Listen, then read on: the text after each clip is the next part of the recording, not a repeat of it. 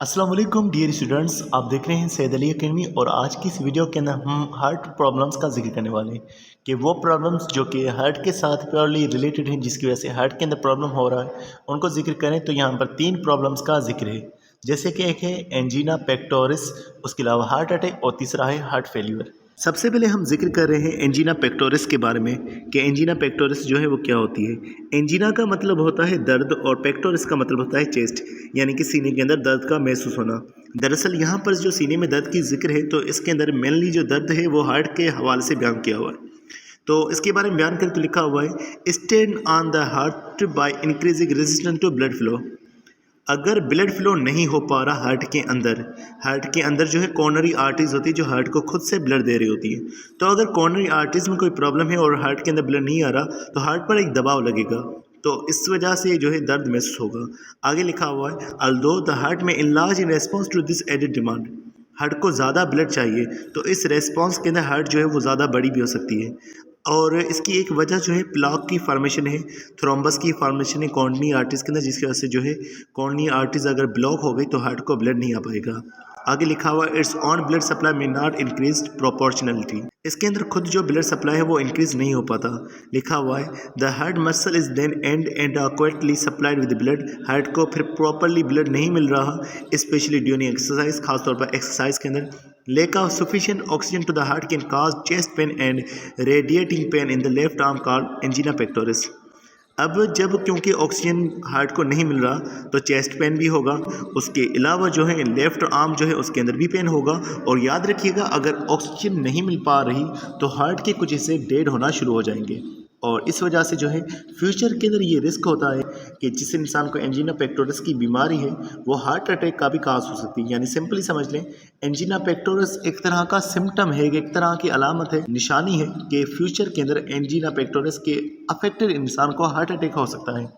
Heart attack का अगर हम जिक्र करें तो लिखा हुआ है इसके हवाले से मायोकार्डियल इन्फ्रेक्शन। मायोकार्डियल ये हार्ट की मसल्स का नाम है, इन्फ्रेक्शन मना के उनका डेड हो जाना। तो myocardial infection also called the heart attack. इसकी वजह क्या है? Occurs when a portion of heart muscle dies due to lack of oxygen. अगर मसल्स को, हार्ट के मसल्स को ऑक्सीजन प्रॉपर्ली नहीं पहुंच पा रहा एंजीना पेक्टोरिस की वजह से, तो वो हिस्सा डेड हो जाएगा। और इसकी वजूहात क्या है? It is due to the blockage of any of the coronary artery. Coronary artery अगर ब्लॉक हो गई हार्ट के, और ब्लड आगे नहीं पहुँच पाएगा। अब कॉर्नरी आर्टरी कैसे ब्लॉक हो सकती है? आइदर बाय थ्रोम्बस और एम्बोलस। थ्रोम्बस की वजह से भी ब्लॉक हो सकती है और एम्बोलस की वजह से भी ब्लॉक हो सकती है। और लिखा हुआ है आगे, the blood supply to some cardiac muscle stops. तो इस वजह से आगे चल कर के ये होगा कि जो कार्डिक मसल्स हैं उनको ब्लड ठीक से नहीं पहुंच पाएगा और वो हिस्सा जो है फिर डेड हो जाएगा। फिर उसके बाद है हमारे पास हार्ट फेल्यूर। हार्ट फेल्यूर का अगर हम बात करें तो हार्ट अगर अपना काम ठीक से ना कर पाए, हार्ट का काम होता है कि वो बाकी हिस्से जो हैं बॉडी के उनमें ब्लड को ट्रांसफ़र करे। अगर हार्ट अपना ब्लड बाकी हिस्सों में, बॉडी के हिस्सों में ट्रांसफ़र नहीं कर पा रही तो हार्ट फेल्यूर की बीमारी हो जाएगी। तो इसके बाद से लिखा हुआ है, heart failure is characterise by heart's inability to pump on adequate supply of blood to the body without sufficient blood flow, all major body functions are disturbed. कि अगर मुकम्मल तौर पर ब्लड जो है हार्ट का जो है बाकी समय नहीं पहुंच रहा तो बॉडी के पार्ट्स भी जो है वो डैमेज हो सकते हैं, वो भी ठीक से काम नहीं कर पाएंगे क्योंकि उन्हें भी हार्ट का जो है ब्लड चाहिए होता है, हार्ट से ब्लड चाहिए होता है। तो बॉडी में क्योंकि ब्लड नहीं पहुंच रहा, हार्ट जो है वो ठीक से काम नहीं कर पा रही, तो इससे भी इंसान की डेथ हो सकती है। तो इसको हम हार्ट फेल्यूर कहते हैं।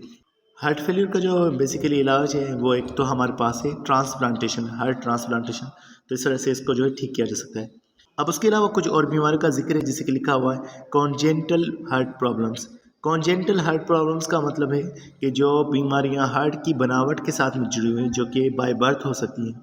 तो लिखा हुआ है congenital heart problem is a problem with the structure of the heart. It is present at the birth. ये बर्थ के टाइम पर मौजूद होती है। The problem can involve the wall of the heart. इसके अंदर जो मसला है वो हार्ट की वॉल्स के साथ हो सकता है। तो the valves of the heart, heart की जो 4 वॉल्व्स हैं उनके साथ हो सकती है। And the blood vessels of the heart, और ये प्रॉब्लम हार्ट के ब्लड वेसल्स के साथ भी हो सकती है, यानी कि ये कार्डियोवैस्कुलर डिसऑर्डर है। अब यहाँ पर एक तरीक़ेकार का जिक्र है जिसका नाम है एंजियोग्राफी। और एंजियोग्राफी किस तरह से काम करती है उस सवाल से लिखा हुआ है, angiography is the x ray imaging of the blood flow in the body. कि अगर हम देख रहे हैं कि किस तरह से ब्लड ट्रांसफ़र कर रहा है बॉडी के अंदर, तो एक्सरे की मदद से हम देखेंगे मूवमेंट को कि ब्लड किस तरह से मूव कर रहा है, और ये जो मूवमेंट का तरीक़ेकार होगा ये एंजियोग्राफी कहलवाएगा।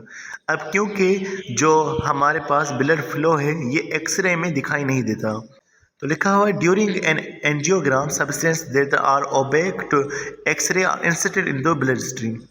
ब्लड स्ट्रीम के अंदर, खून के रास्ते के अंदर ऐसे सब्सटेंसेस को दाखिल किया जाएगा, ब्लड वेसल्स में ऐसे सब्सटेंसेस को दाखिल किया जाएगा जो कि एक्सरेज की मदद से देखे जा सकते हैं।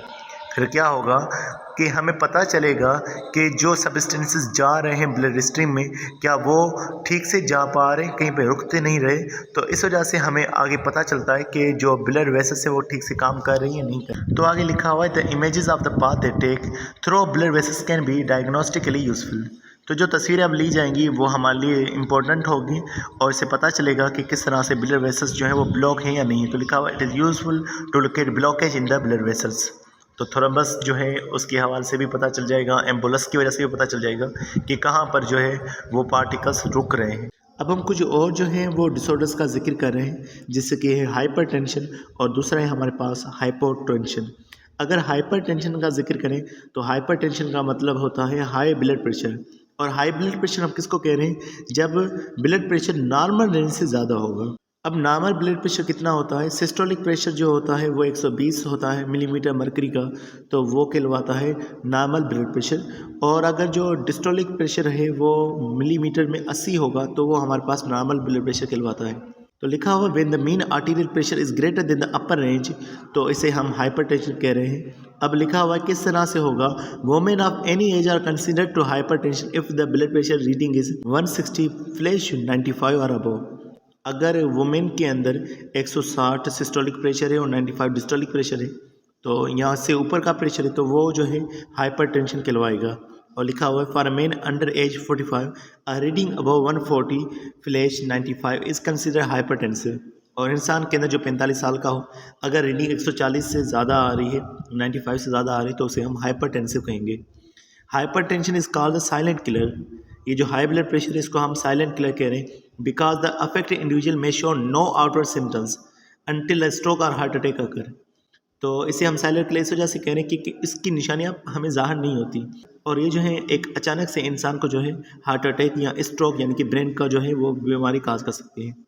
वजह क्या है, several factors such as heredity, higher intake of salt in diets, smoking, obesity and disorder of kidney और adrenal gland are responsible for hypertension. अब वजूहात के अंदर हेरिडिटी यानी ख़ानदानी है, डाइट के अंदर साल्ट का ज़्यादा हासिल करना, स्मोकिंग, ओबेसिटी यानी कि मोटापा, और किडनी के जो डिसऑर्डर्स हो गए, या एड्रेनल ग्लैंड का ठीक से काम ना करना, या हाइपरटेंशन के जो है वजूहात हो सकते हैं। एड्रेनल ग्लैंड के हार्मोन्स होते हैं जो साल्ट को एब्जॉर्ब कर रहे होते हैं, अगर साल्ट ज़्यादा एब्जॉर्ब नहीं होगा तो भी हाइपरटेंशन जो है हो सकती है। अब हम हाइपोटेंशन यानी कि लो ब्लड प्रेशर का जिक्र करें, तो लिखा हुआ है when the mean arterial pressure is lower than the normal range.